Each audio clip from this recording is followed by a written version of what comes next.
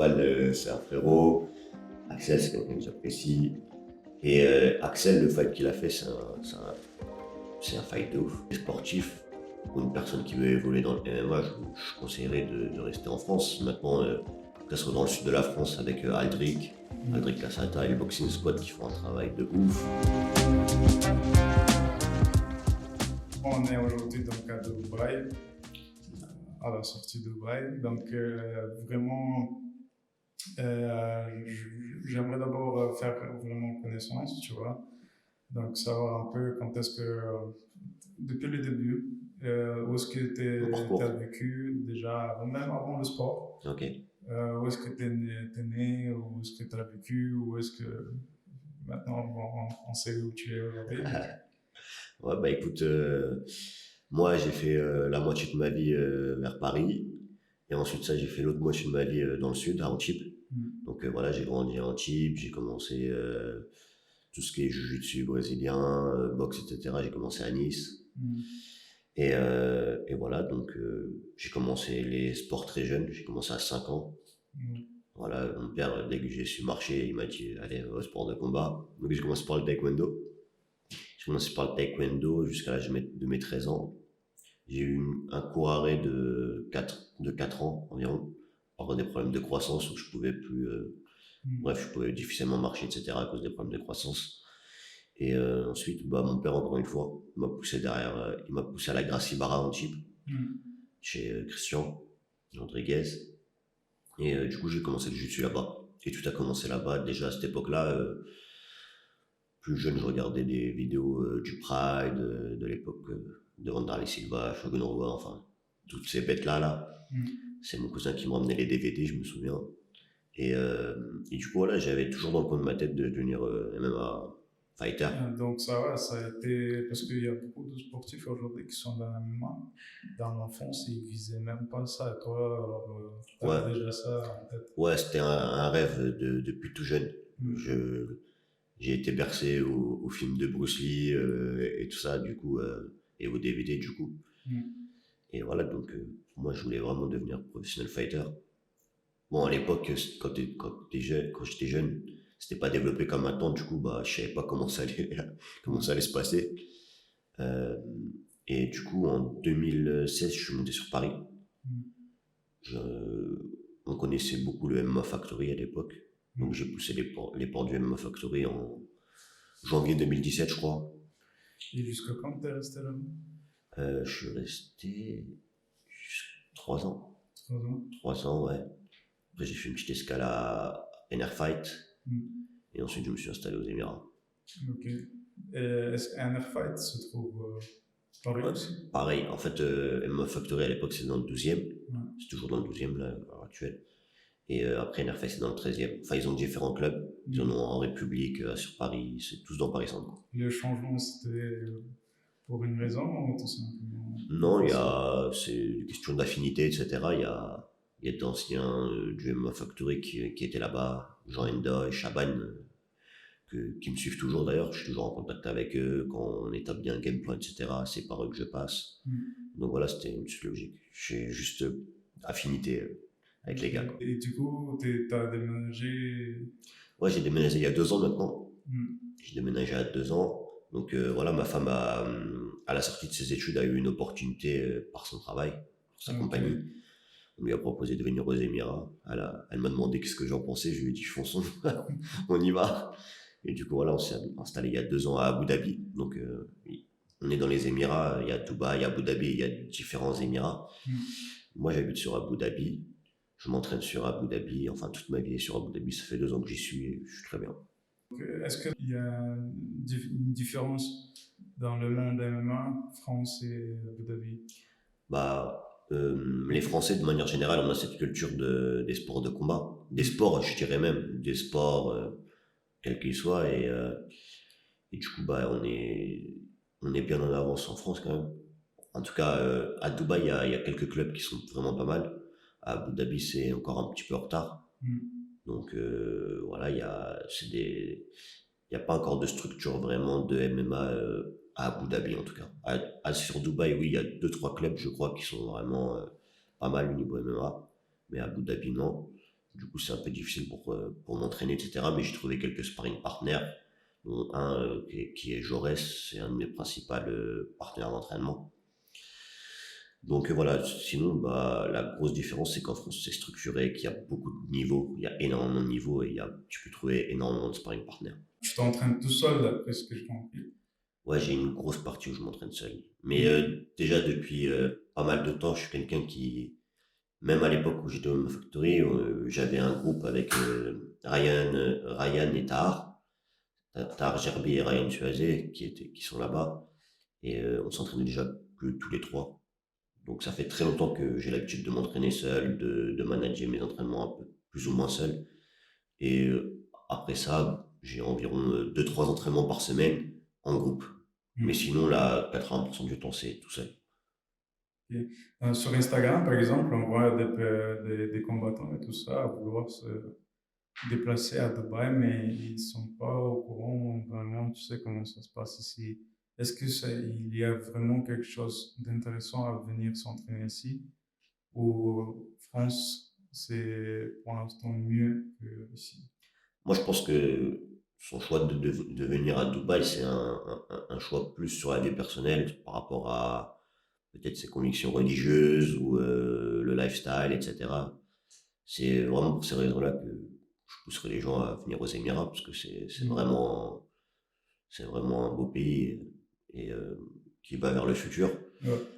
Mais sinon, côté sportif, pour une personne qui veut évoluer dans le MMA, je conseillerais de rester en France. Maintenant, que ce soit dans le sud de la France avec Aldric Lassata et le Boxing Squad qui font un travail de ouf. À Paris, on a la MMA Factory, on a la Hatch, il y a le Mamoudi Gym avec Nicolas Hoth qui font un travail de dingue. Genre, je pense pas qu'aller dans un autre pays, hein, mais quel qu'il soit, je pense pas que ce soit la solution. Si tu as ta vie en France et que tu te sens bien en France, t'as tout pour réussir en France si tu te donnes les moyens. Je pense que oui, en France, en fait, ça se développe vraiment bien. J'ai l'impression que ça marche pas mal. Bon. Après, médiatiquement parlant, il y a beaucoup de conflits qui essaient un peu de sortir le Bon. truc. Mais... Après, ce qui est bien, c'est qu'on a une époque où, avec les réseaux sociaux, n'importe qui peut buzzer. Ouais. Donc, je pense qu'il y a vraiment de la place pour tout le monde. Mm. Bon, après, moi, je parle des réseaux sociaux, mais je suis pas, je ne buzz pas, tu vois. Pourquoi toi, t'aimes pas, c'est ça ou C'est pas que j'aime pas, mais je suis quelqu'un qui est assez simple et déjà par rapport à mes convictions, etc., je peux pas me permettre d'être arrogant ou de crier sur tous les toits que je suis le meilleur. Parce que déjà, je le pense pas. Je pense pas être le meilleur. Sinon, j'aurais arrêté, je te dis, je te cache pas. Ouais. Si j'étais sûr d'être le meilleur, j'aurais arrêté. Mais moi, je suis plutôt j'ai un peu cette conviction, un peu façon manga, où je suis à la recherche de la force. Ouais. C'est quoi être fort, tu vois. Ouais. C'est pour ça que... Tu veux avoir le meilleur, finir le meilleur, gagner le meilleur. C'est ça, exactement. Je fais cette recherche de qu'est-ce qu'est la force. C'est Ouais. quoi être fort? C'est quoi cette sensation d'être fort et de battre les meilleurs? Donc voilà, c'est mon leitmotiv. J'imagine. Donc, moi, par exemple, je suis ici depuis novembre et ça fait déjà 2 mois et demi presque. Et en fait, moi, de base, j'habite à Nice et mon premier mois à Dubaï, ça m'a fatigué vraiment. Je voulais rentrer à Nice parce que c'est plus relax, c'est plus facile. Euh, le trafic, bon, c'est pas grave, mais l'ambiance ici, en fait, il faut vraiment bouger.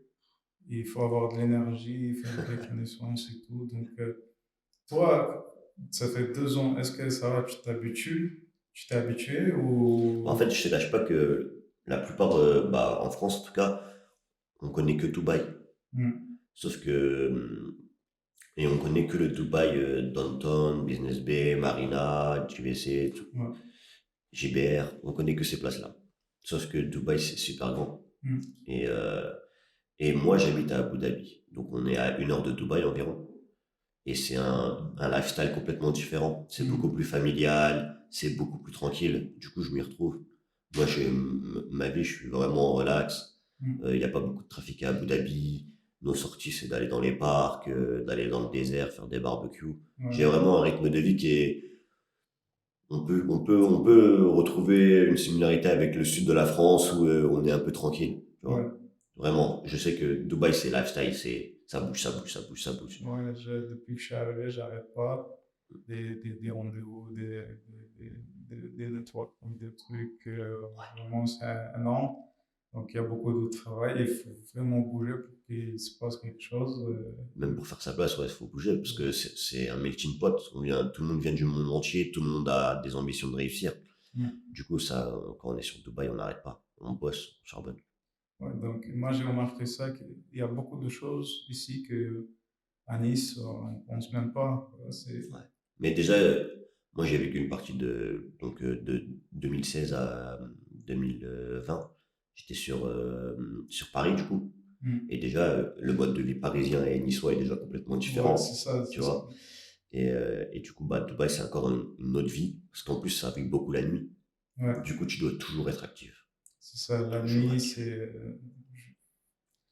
J'ai dit un an déjà, je voulais rentrer, je ne pouvais plus en fait. Et là, ça fait déjà 2 mois et demi, ça se prolonge encore. Donc, on travaille, mais vraiment, je pense qu'il faut être courageux ici et quelqu'un de fort pour réussir à rester Bah, mentalement en fait. déjà, si on veut s'installer ici, il faut savoir que c'est pas l'Eldorado, déjà. Ouais, Que on va pas creuser et trouver de l'argent. Donc, ouais, non, non, c'est comme n'importe quel pays, il faut travailler, quoi. mm, Et ici, je pense même qu'il faut travailler peut-être 2 fois plus, parce que quand tu viens, si en tout cas t'as pas de diplôme qui te permet d'être dans des grosses entreprises, si tu es mm, entrepreneur, bah les loyers sont plutôt chers, la vie est plutôt chère, donc ouais, faut travailler 2 fois plus qu'en ouais, France. ouais, On a une récompense derrière ou pas, mais en tout cas, oui, c'est sûr qu'il faut faire les causes. On peut pas arriver ici et penser que la vie va être facile, c'est faux. Faut travailler, il y a des opportunités, il y a de ouais, l'argent à faire, mais il faut se donner les moyens, clairement, il n'y a pas de secret là-dessus. ouais. Tu vis pas de MMA, non? Non, de mes combats de MMA, non, clairement non. Parce que la même chose qu'en France, presque tous les combattants, c'est presque pareil. Ouais, exactement, mais je dirais même, c'est comme ça dans tous les sports de haut niveau, il n'y a qu'un pourcentage qui s'en sort complètement. Mm, Mais sinon, l'opportunité que je peux y voir, c'est que au MMA et cette image d'être combattant professionnel, etc., bah, ça me permet d'avoir des coachings, de me développer dans le sport et voilà, ça me permet de vivre grâce à ça. Parce que du coup, quel meilleur CV que d'être combattant professionnel pour donner des cours, tu vois. ouais, ouais, Il n'y a pas meilleur CV, ouais. je pense. Donc, en fait, c'est ça, en France, comme Virgile et Axel, ils étaient venus à un podcast à Nice et ils avaient dit que peut-être moins que 20%, si je me souviens bien, en France, peuvent vivre seulement du MMA, Ouais, de tous les combattants professionnels. ouais, et 20, c'est ambitieux, je pense. Ouais, Honnêtement, et même, je crois qu'ils avaient dit quelque chose comme ouais, ça. si ça se compte sur les doigts d'une main. 5, 10, Ouais, ceux qui sont à UFC, peut-être. ouais, et pas tout ça l'UFC, tu vois. Ouais, Benoît Saint-Denis disait il y a pas longtemps mm, que sa vie ne changeait pas énormément, tu vois. Parce ouais, qu'il faut penser que sur tes premiers contrats à l'UFC, t'es à 10 plus 10. ouais, Si tu prends pas de prime, bah t'as fait 20. Avec le manager et le camp, tu enlèves 20-30%. ouais, ouais. Voilà, ça permet pas de. Ou en tout cas, tu vas vivre sur quelque chose. Il va falloir un combat 3 mois après, tu vois. Pourquoi je demande par rapport à Dubaï? Parce que ici, euh, déjà, c'est pas facile. Si tu rajoutes ce côté-là qu'il faut avoir de l'argent encore pour vivre et en même temps pour s'entraîner, pour le camp et tout ça. Donc, Dubaï, ça devient plus difficile qu'en France, non? Ça dépend de ta situation. Mais oui, si t'es seul, si dans tes mains, t'as que les sports de combat, c'est très difficile parce que tu vas, même au niveau des opportunités d'emploi, tu vas avoir des emplois qui sont précaires ou les emplois d'ouvriers, tu vois. Mm, Et du coup, bah, c'est pas très bien payé. Et tu fais énormément d'horaires. Les contrats d'ici, c'est des contrats de 48 heures. C'est pas des contrats de 35 ou de 40 heures. mm. En général, c'est du 6 jours sur 7, un jour de repos. Donc voilà. Ouais. Je te laisse faire les calculs. Si à côté de ça, tu veux devenir professionnel en MMA, Ouais. c'est compliqué. Est-ce que tu combats toujours à l'Est? Je suis toujours sur le contrat avec ARS. Ouais, ouais, ouais. Ok. Là, en fait, c'est-à-dire que bah, par rapport à la famille, je peux pas me permettre de partir des Émirats. Je dois rester près de ma femme. Mais du coup, bah, je suis entré en contact avec Fernand et Benjamin. Je leur ai demandé si c'était possible d'avoir un fight ici. J'ai eu l'opportunité de combattre à l'UE Warrior. Donc j'ai pris cette opportunité. Maintenant, je suis toujours à Retz, je suis toujours bien à Retz. T'as combattu déjà à Vario Ouais, j'ai combattu en en 2020? 2019. 2022? Non, t'as raison, t'as peut-être raison. Non? Je sais plus, mais je crois que j'ai 2019, 2020. 2022, je sais qu'il y a 2022, oui, t'as raison, eu un combat. c'était pas si loin que ça. Ouais. Ouais, c'était mon 4e combat. Ouais. Et donc, l'organisation, c'est une nouvelle organisation? Combien de temps qu'elle existe? Non, ça fait un petit moment, hein, parce que déjà, il y a 47 événements qui ont été créés pour UE Arabia, je crois. Ah ouais, quand même. Ouais. Du coup, je sais pas en quelle année elle a été créée, mais ça fait un petit moment qu'elle est aux Émirats et qu'elle est bien solide sur. Et pour ton dernier combat à RS, Ouais. qu'est-ce qui s'est passé? Pourquoi? Bah, déjà, je savais que j'avais affaire à un combattant avec énormément d'expérience, qui avait 14 défenses, enfin de title fight, donc 14 5 fois 5 à son actif. Je savais que c'était un adversaire complet. Il y avait quelque chose que je comprenais pas, c'est que quand je regardais ce qu'il faisait, ça me paraissait trop simple. Et je me disais, il y a un piège. Tu peux pas avoir ce record de topologie et, euh, et ne pas avoir un truc en plus, tu vois. Donc voilà, j'ai ma préparation qui s'est passée. Bon, après, c'est plein d'excuses et j'ai pas envie que, voilà, y a pas vraiment d'excuses parce que j'ai accepté le fight et je connaissais bah, les conditions. Mais ça, ma préparation a été faite pendant le ramadan. Du coup, ça a enchaîné plein de choses. Enfin, ça a entraîné plein de conséquences. Le fait de perdre son poids plus difficilement. Du coup, j'ai un peu galéré pendant mon water cut, pendant le coaching, quoi. La préparation en elle-même, mon principal partenaire ici, là, a été blessé. Il avait eu un fight et il était blessé, il pouvait pas s'entraîner. Du coup, donc on n'était pas dans le ramadan. Je perdais mal mon poids et j'avais des migraines avec le ramadan. J'avais pas de sparring partner. Donc on va dire que ma préparation, la réelle préparation, a commencé quand je suis arrivé à Paris 2 semaines avant. Et ouais, ça change. Donc voilà, j'ai eu les conditions que j'avais, j'ai fait de mon mieux. Je regarde souvent mon fight. Et bon, il y a cette amertume de me dire qu'il y avait quelque chose à faire, que c'était possible. Mais voilà, honnêtement, je regrette pas ce combat. Je pense que c'est un de mes combats à la fois le plus décevant et amer, mais à la fois un de mes meilleurs combats. Parce que ça a été une guerre de 5 x 5, j'ai rien lâché. En striking, j'ai délivré des belles choses. Malheureusement, j'ai pas trouvé de solution quand il m'a ramené au sol. Il a réussi à me maintenir beaucoup au sol. Mais voilà, je pense que c'est un fight qui m'a fait grandir et qui m'a permis de passer une step. Et t'as regardé le combat d'Axel Et Tourpal? Et Turpal, ouais, bon, faut savoir que Turpal, c'est un frérot. Axel, c'est quelqu'un que j'apprécie. Et franchement, c'était un super fight. C'était un super fight. C'était un très très beau fight, du haut niveau. Et voilà, Turpal, je pense qu'il va revenir encore plus fort de ce fight. Et Axel, le fight qu'il a fait, c'est un fight de ouf. En fait, c'est simple, il a contré tout ce qu'a fait Turpal. Défense de lutte, il a tout proposé, et à la fin, bah, il a trouvé les ouvertures en striking. Franchement, fight de ouf, fight de ouf. Oui, Axel, en fait, ce combat-là, ça a été vraiment quelque chose de nouveau, en tout cas, je pense, en France. Dans le style, il y avait des histoires, des trucs, comme quoi Axel était supporté plus par des Français parce qu'il est d'origine de France, originaire. Donc, moi, mon français, vous le voyez déjà, tu vois. Et ce combat-là, il a eu beaucoup fait parler de lui. Et vraiment, les deux, ils ont été tous les deux très classe. Axel, toujours très classe.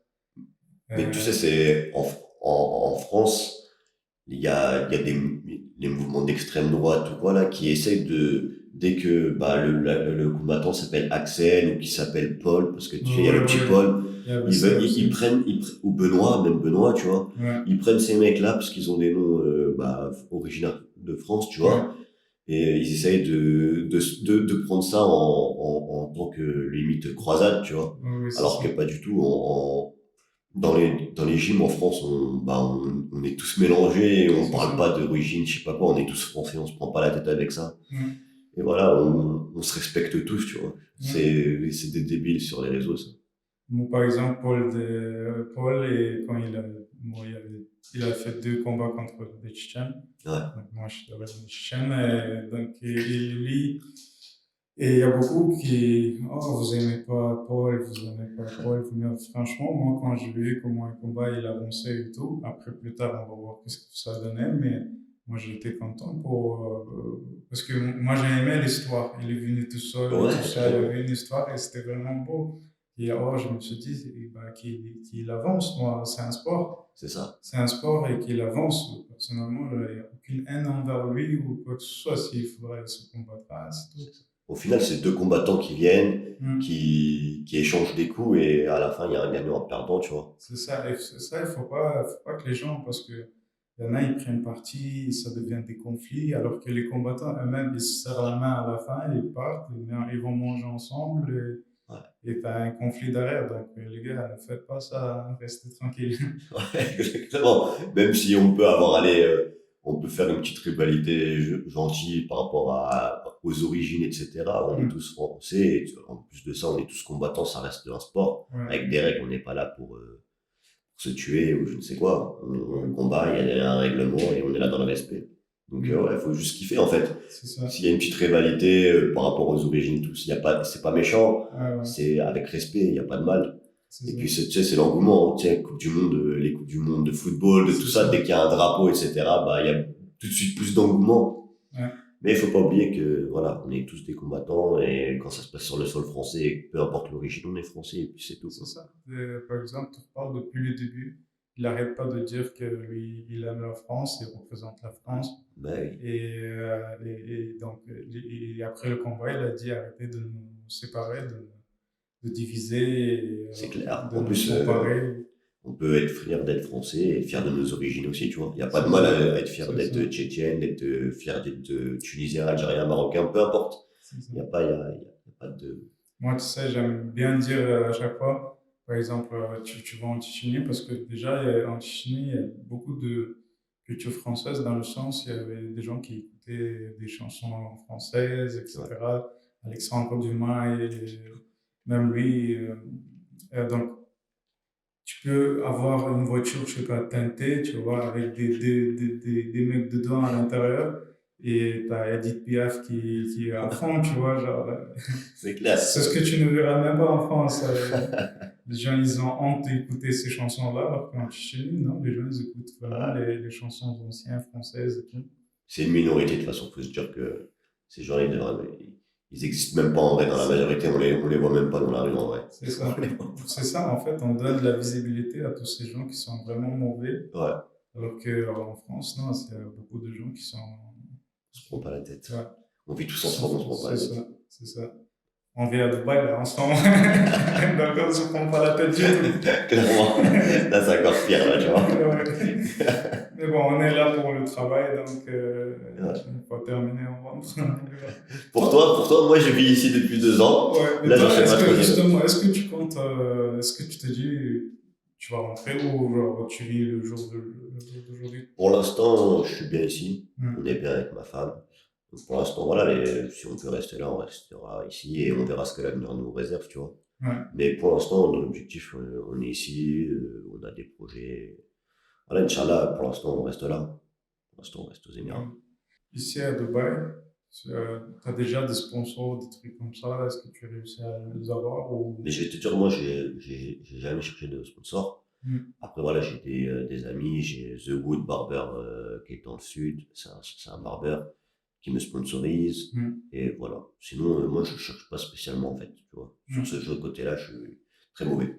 Depuis que on a créé la frappe, et on s'est rendu compte sur beaucoup de choses. Par exemple, présentation de page, il y a certains petits trucs, tu vois, que les combattants, ils ne travaillent pas dessus, genre présentation de la page, ils mettaient pas le nom, ils mettaient genre, juste le pseudonyme.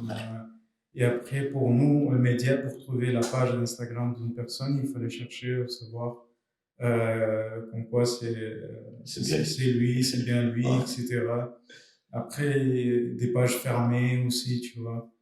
Après, je peux comprendre que certains ne veulent pas peut-être, mais si pour moi, il faut que ta page soit ouverte pour qu'un média puisse arriver, prendre une photo. Avoir des photos, ça c'est aussi, il n'y a pas... Ouais. Mais je peux te dire, même ça, c'est un métier, tu vois. La réalité des choses, c'est que, tu sais, des fois, moi par exemple, spécialement, la seule chose que j'ai envie de faire, c'est combattre contre des mecs forts, tu vois. C'est ça. Et bon, j'essaye de garder actif mon Insta parce que c'est ce qui permet même que les organisations de contact, toutes ces choses-là, tu vois, même pour avoir des sponsors et tout. Donc voilà, j'essaie de faire un minimum, mais je pourrais faire plus, tu vois. Et la réalité, c'est que je pense que c'est quelque chose qui rentre, en tout cas on voit avec la nouvelle génération, où ils ont compris que les réseaux, c'est comme ça que ça fonctionnait, tu vois. Et je pense que voilà, ça fait partie du truc. Moi, petit à petit, la première step, on était juste des combattants. Et maintenant, on va devoir être des combattants et être sur les réseaux, tu vois. C'est comme ça que ça marche. Maintenant, la nouvelle génération, ils sont déjà dans ça. Ouais, ils sont forts sur ça. Donc, amateurs. Donc, nous, on aura bientôt un projet très intéressant pour les amateurs. Donc, restez connectés, ça va être vraiment intéressant. Pour l'instant, je n'en parle pas. N'en parle pas, c'est mieux. Ouais. Fais la surprise. C'est ça, ça va être vraiment une surprise. Avec Warrior, combien de combats tu as signé? Non, c'est du one shot. Ouais. Moi, je suis toujours sous contrat avec Ares, tu vois. Donc, c'est exceptionnel déjà que je puisse combattre à l'UE Warrior. Mais c'est du one shot. J'ai un combat là et c'est tout, tu vois. Qui est prévu, en tout cas. Ok. Donc, en tout cas, je te souhaite bonne chance pour le combat. Merci. Bonne chance, ça suffit pas, il faut s'entraîner dur. Donc, souhaite-moi bonne chance pour le cutting, c'est mieux. Ah ouais, alors comment ça se passe le cutting? C'est pas très dur. C'est difficile, donc là mon combat il va être en catchweight. C'est un catchweight à 140 pounds, ok. Et du coup j'ai 7-8 kilos à perdre là, donc dans une semaine. Donc voilà, c'est difficile. Là j'ai faim à l'heure actuelle, on se parle, tu vois. Mais voilà. Moi j'avais commandé un truc à manger là, je vais bien manger, je suis content, moi je vais manger mon petit avocat et un peu de poulet, tu vois. Ouais, je pense que c'est très difficile, surtout ici à Dubaï. Ouais. À Émirats. Ouais. Il y a un truc que les combattants doivent savoir aux Émirats, c'est de faire attention parce que quand vous venez, les quantités sont énormes et c'est vite fait de prendre 2-3 kilos. C'est ça. Moi quand je suis arrivé, c'était ça le cas. On m'a ramené dans des restaurants. Et les quantités, c'était un truc de fou. Moi, j'aime pas laisser. Du coup, pour tout terminer, je mangeais tout. Mais je suis pareil que toi. C'est pour pas gâcher seulement. C'est ça. Et après, c'est vrai, c'est pour pas gâcher, les gars. et après, je me suis rendu compte qu'il y en a beaucoup qui prennent à importer une fois le reste. Et j'ai fait, mais c'est magnifique ça. Hop, le matin, tu finis tout. Bon, après, moi, je t'avoue que quand, par exemple, je vais à Cheesecake Factory, déjà, j'aime pas gâcher, du coup, je finis mon plat. Et après, comme j'aime vraiment pas gâcher, je rajoute un cheesecake derrière. Le truc, il a 2000 calories, tu sais. Ça veut dire que t'as fait un repas qui dure 2 jours. C'est ça. Moi, c'est ce que je veux faire maintenant, vu que j'aime pas gâcher. Je vais rajouter des trucs encore. C'est ça, tu vois, faut pas qu'il y ait du gâchis. Faut y aller juste comme ça. Ils ont encore dans la cuisine. Ils ont dans la cuisine, tu peux rajouter. C'est ça. Donc voilà, en tout cas merci d'être venu. J'espère que tout ça va se passer bien pour toi. Victoire, on attend la victoire et après on attend en France. Et donc pour conclure, un conseil rapide pour ceux qui veulent venir à Dubaï. S'entraîner. S'entraîner? Ouais. Venez kiffer. Allez sur Dubaï, il y a quelques gyms qui sont bien, TNT, 971 MMA, Ticket MMA, j'ai jamais été. J'ai été à 971 et TNT qui sont de très bons clubs avec des très bonnes personnes à l'intérieur, il y a pas mal de Français. Et sinon, venez juste kiffer Dubaï parce que la vie elle est cool. Et pour vous entraîner, prenez ça comme un stage. Vous venez, vous êtes à l'étranger, vous pouvez vous entraîner, vous pouvez être en vacances. Sinon, tout pour la France. Hein. Tout pour la France, il y a tout ce qu'il faut en France. Bon, merci. À bientôt. Ciao.